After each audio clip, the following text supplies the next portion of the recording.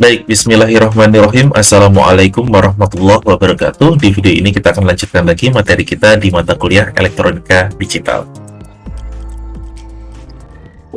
Oke, di video ini kita akan membahas tentang sum of product. Ya, jadi diharapkan mahasiswa setelah menonton video ini, mahasiswa dapat memahami sum of product. Yuk, langsung saja kita masuk ke materinya. Baik, sebelum kita masuk ke sum of product, kita perlu refreshing sejenak tentang gerbang logika ya, terutama OR, AND, dan NOT. Nah, kita bisa memodelkan gerbang logika itu masing-masing dalam bentuk seperti ini. Sebagai contoh, yang pertama untuk OR, ya, ini inputnya ya, tabel sebelah kiri, di sini inputnya ada dua, AB, ya. Sedangkan untuk outputnya kita bisa modelkan dalam bentuk seperti ini, F, ya, dalam kurung AB, atau bacanya adalah fungsi AB ya. Nilainya adalah A ditambah B. Ini pemodelan untuk OR. Ya, artinya apa? Ketika dua buah inputnya bernilai 0, maka outputnya juga bernilai 0 ya. Selain itu bernilai 1. Yang kedua, untuk pemodelan AND, ini sama ya. Penulisannya F AB ya, artinya fungsi AB. Hanya saja fungsinya yang berbeda ya. Di sini fungsinya adalah A dikali B. Ini adalah pemodelan untuk N. Artinya ketika inputnya bernilai 1 ya, dua-duanya bernilai 1, maka outputnya juga bernilai 1. Ya, selain itu bernilai 0. Ya, sedangkan untuk fungsi dari NOT ini adalah FA saja. Kenapa hanya A? Karena inputnya hanya 1 A saja ya. Di sini adalah A bar. Ya, nilainya ketika 0 bernilai 1 dan ketika 1 bernilai 0. Oke. Nah, kita masuk ke pembahasan tentang SOP. Ya, jadi apa itu SOP? SOP itu adalah cara menuliskan fungsi.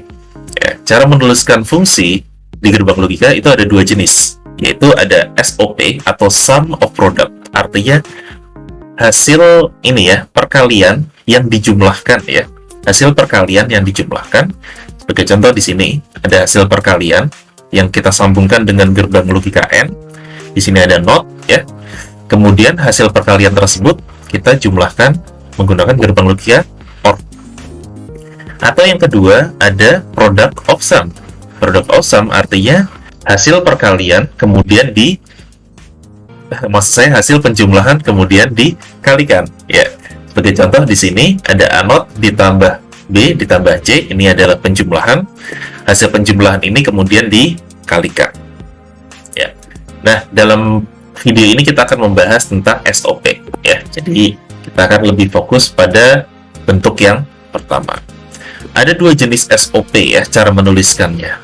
Yang seperti ini disebut dengan kanonial. Ya. Oke, kita langsung masuk ke pembahasan kanonial dan midterm ya. Jadi yang tadi kita bahas ya, ini adalah bentuk dari kanonial. Sebagai contoh, di sini ada fungsi alpha ya. Fungsi alpha adalah fungsi dari A, B, C, artinya inputnya ada 3. Di sini nilainya adalah A bar dikali dengan B dikali dengan C bar ya, dan seterusnya. Nah, cara mengubah kanonial menjadi minterm, kita perlu menuliskan ya gerbang logika, menuliskan pemodelan ini dalam bentuk angka 1 dan 0. Yang nilainya NOT itu kita rubah jadi 0 ya. Jadi sini ada A bar, itu kita rubah jadi 0. C bar kita rubah menjadi 0. Yang selain itu kita rubah menjadi 1.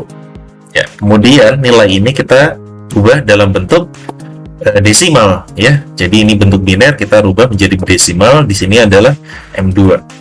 Dan ini adalah M6, M3, dan M7. Nah, cara menuliskan dalam minterm itu urut ya. Jadi meskipun dia di sini 2, 6, 3, 7, kita bisa tuliskan dia dalam bentuk minterm itu seperti ini.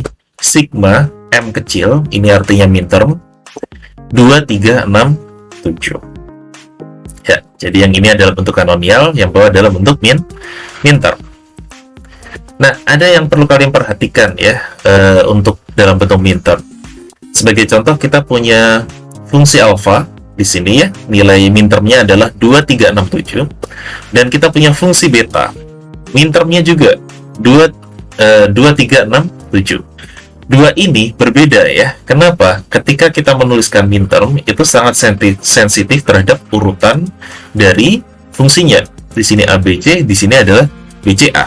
Sehingga di sini adalah A bar BC bar, di sini adalah B bar C A bar ya. Sehingga kalau kita susun dia dalam bentuk yang resmi ya, yang standar ya, urutannya ABC, nilainya akan berbeda gitu. Jadi sebaiknya kalau kalian menemukan seperti ini, ubah dia dalam bentuk urutan yang standar, yaitu A, B, C. Sehingga yang tadi fungsinya adalah 2367, kita bisa rubah menjadi 1357 ya. Oke. Nah, apa sih kelebihan dari penulisan minterm dibandingkan kanonial? Yang pertama adalah kemudahannya ya. Jadi kemudahan dalam minterm itu sangat memudahkan kita untuk mengetahui bagaimana sifat dari fungsi tersebut tanpa perlu membuatkan tabel kebenarannya. Kenapa? Karena dari minterm ini kita bisa lihat pada input berapa, outputnya akan bernilai 1 ya. Di sini adalah 1357. Artinya ketika inputnya bernilai 1, maka outputnya juga bernilai 1. Outputnya bernilai 3, outputnya 1, ketika 5, dan ketika 7 juga bernilai 1. Selain itu bernilai 0. Ya. Ini tabel kebenaran dari fungsi ini ya, 1357. Sebagai contoh di sini untuk fungsi alfa ya. Fungsi alfa juga sama ya. Di sini nilainya adalah 2367 yang tadi yang awal. Kita juga bisa lihat outputnya ternyata dia akan bernilai 1 ketika inputnya adalah 2 atau 3 atau 6 atau 7 ya. Nah, baik, seperti itu untuk di materi di video ini. Mudah-mudahan ilmunya bermanfaat. Wassalamualaikum warahmatullahi wabarakatuh.